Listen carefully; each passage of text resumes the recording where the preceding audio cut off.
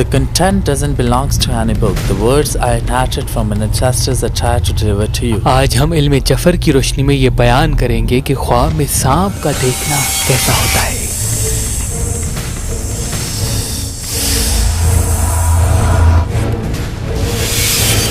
امام جعفر صادق علیہ السلام نے فرمایا سانپ دشمن کی طرف اشارہ ہے۔ اگر گھر میں سانپ دیکھا ہے اس کا مطلب آپ کا دشمن گھر میں ہے۔ اگر سانپ آپ کو کاٹ لیتا ہے یعنی آپ کو نقصان پہنچانے والا ہے اور پہنچا لے گا۔ اگر سانپ صرف آپ کو دیکھ رہا ہے اس کا مطلب وہ صرف آپ کو نقصان پہنچانا چاہے گا لیکن پہنچا نہیں سکے گا۔ بعض مرتبہ لوگ خواب میں دیکھتے ہیں کہ سانپ کو پکڑ کے ان سے کھیل رہے ہیں، اس کا مطلب یہ ہے کہ آپ کا دشمن کبھی بھی آپ پہ حاوی نہیں ہوگا۔ اگر سانپ پانی میں تیر رہا ہے اس کا مطلب آپ کے رزق پہ حاوی رہے گا۔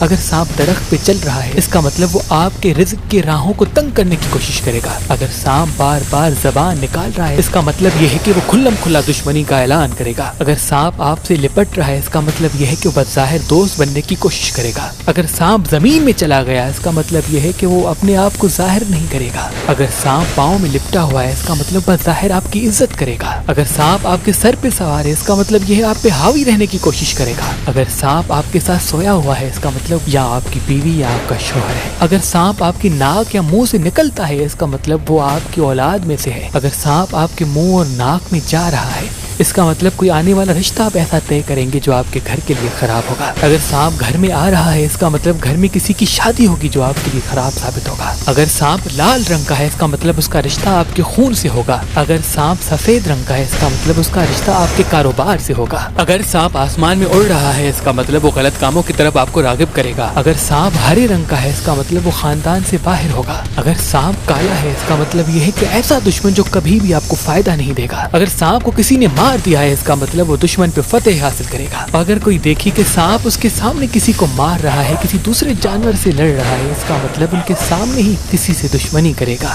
اور سانپ کی آنکھوں سے انسان کے دشمن کے نام کا پہلا حرف ظاہر ہوتا ہے۔